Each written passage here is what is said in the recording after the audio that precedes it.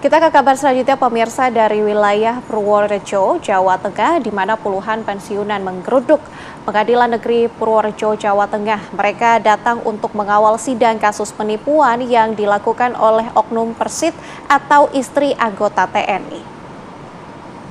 Tolong Pak Presiden kembalikan gaji kami. Dengan membawa spanduk dan tuntutan, para lansia ini berorasi di depan PN Purworejo. Mereka menuntut oknum Persit bernama Dwi Rahayu mengembalikan SK pensiun yang dijadikan jaminan pinjam di bank konvensional. Selain dari Kabupaten Purworejo, para pensiunan ini datang dari Yogyakarta. Mereka tertipu oleh oknum Persit bernama Dwi Rahayu, berumur 41 tahun, warga Dusun Pangenrejo, Kecamatan Purworejo, Kabupaten Purworejo, Jawa Tengah. Para pensiunan ini tertipu hingga puluhan miliar rupiah. Jadi tolong kembalikan SK kami kepada pihak bank yang terkait. Memang tidak semua yang SOP. Bukan cuma diiming-imingi, kami didatangi, dirayu, dibujuk, dan diiming-imingi.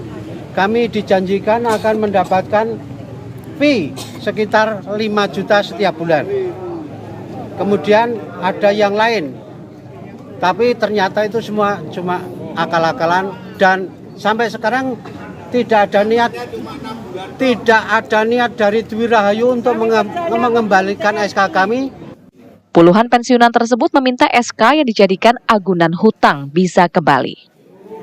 Bahwa memang kami selaku kuasa hukum dari 104 orang korban, para pensiunan, ya, korban tindak pidana penipuan yang dilakukan oleh DR atau Dwi Rahayu yang merupakan oknum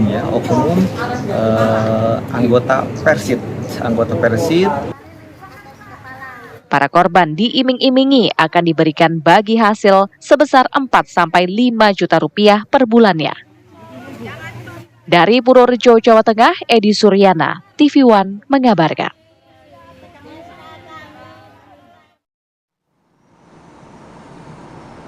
Lalu pemirsa, bagaimana penipuan ini merugikan ratusan pensiunan ini kemudian bermula? Kami sudah terhubung dengan Pak Hafid, kuasa hukum dari 104 pensiunan yang menjadi korban penipuan. Selamat siang Pak Hafid. Selamat siang Mbak Nadila, Mbak Raihana. Ya, Pak Hafid, ini bagaimana pelaku melancarkan modusnya untuk mengumpulkan uang dari ratusan korban ini? Bagaimana kronologinya Pak?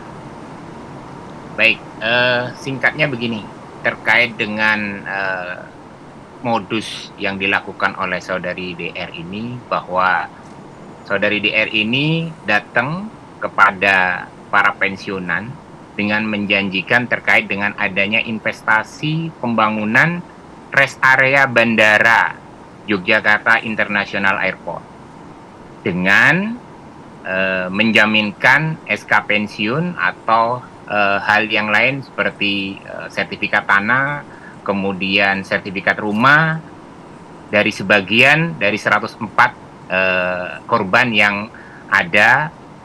Jumlah awalnya adalah 112 yang sudah meninggal karena berlarutnya terkait dengan perkara ini ada 5 orang. Begitu Mbak Raihana. Baik, Pak Hafiz, ini lantas total kerugian yang dialami ratusan korban ini seberapa besar, Pak?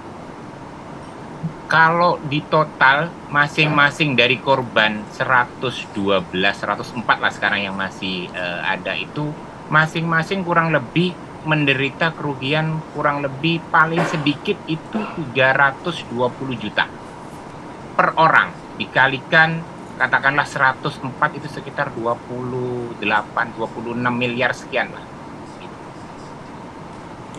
Oke, Pak Hafid, modus penipuan seperti ini sebenarnya sudah berlangsung sejak kapan, dan para lansia, maksud kami pensiunan ini, baru tahu bahwa mereka telah ditipu ini sejak kapan juga Pak?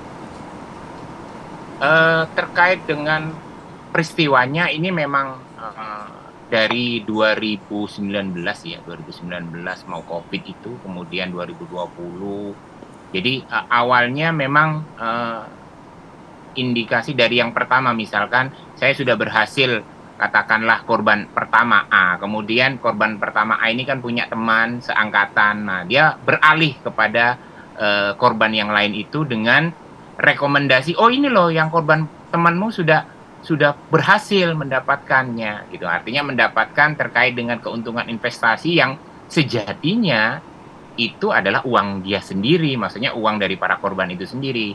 Yang menjadi titik persoalan adalah terkait dengan modus yang boleh dibilang DR ini mengaku sebagai karyawati atau bagian marketing dari 5 bank. Ya, 5 bank itu antara lain adalah Bank Mandiri Taspen, kemudian Bank BWS, kemudian Bank BRI, kemudian ada Bank BTPN, kemudian satu lagi Bank BBD.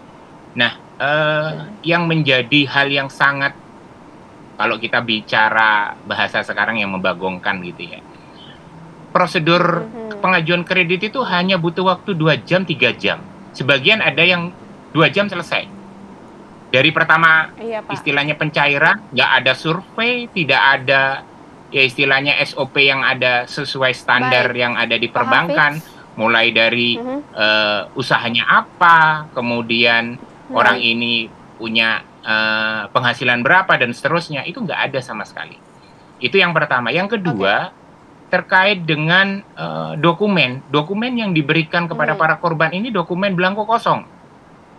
Jadi ketika ditandatangani pada pencairannya itu sekitar pukul 2:30 gitu. 2:30 korban ini diajak ke bank, katakanlah di Bank Mandiri Taspen misalkan gitu. 2:30 diajak, kan bank mau tutup tuh. Oh dia bu cepet bu, ini bank mau tutup. Kemudian ya sudah tanda tangan, kemudian cair, jam 4 itu cair, kemudian 25 juta dari 320, ada yang 20 juta, bervariasi. Itu diberikan, ini loh Bu, ini loh Pak, hasil dari investasi yang pertama. Ibu belum apa-apa aja sudah dapat investasi 25 juta. Lantas ini kan kalau kita tahu ya, oknum ini ataupun pelaku ini merupakan istri dari tentara. Nah, apakah ini ada keterlibatan dari suaminya Pak? Berdasarkan hasil informasi yang Anda dapatkan seperti apa? Oke, kalau terkait dengan apakah suaminya terlibat, saya bisa pastikan sangat dan pasti. Kenapa? Karena pada saat di beberapa korban itu memang suami ikut turut serta.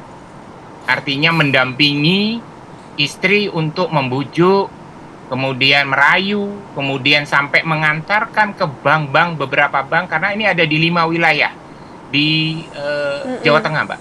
Ada di Purworejo, ada di Sleman, ada di Temanggung gitu. Jadi ada 5 wilayah di Jawa Tengah yang terjadi. Oke, Pak, untuk proses hukumnya seperti apa dan sanksi apa yang sudah dijatuhkan kepada pelaku ini, Pak? Baik, kalau untuk terkait dengan prosedur hukumnya, untuk pertama sudah di 2023 itu sudah dihukum terkait dengan 378 penipuannya dengan hukuman kurang lebih 2 tahun 3 bulan apa 2 tahun 6 bulan gitu ya. Tetapi ada hal yang menurut kami ada hal yang aneh gitu. Anehnya karena tidak pidana yang lain yang sejatinya itu bisa mengorek di mana hasil penipuan yang dilakukan oleh DR ini itu tidak pernah muncul. Artinya TPPU itu tidak, undang-undang TPPU-nya hilang atau tindak pidana TPPU-nya hilang gitu. Nah itu makanya kami dan tim yang lain gitu, baik dari tim Jakarta maupun di tim Purworejo itu sedang Baik, Pak Hafiz. Nanti kita akan mengambil lagi informasi terkait dengan kejadian ini. Terima kasih Pak Hafiz sudah bergabung bersama dengan kami di Apa Kabar Indonesia Siang. Selamat kembali beraktivitas.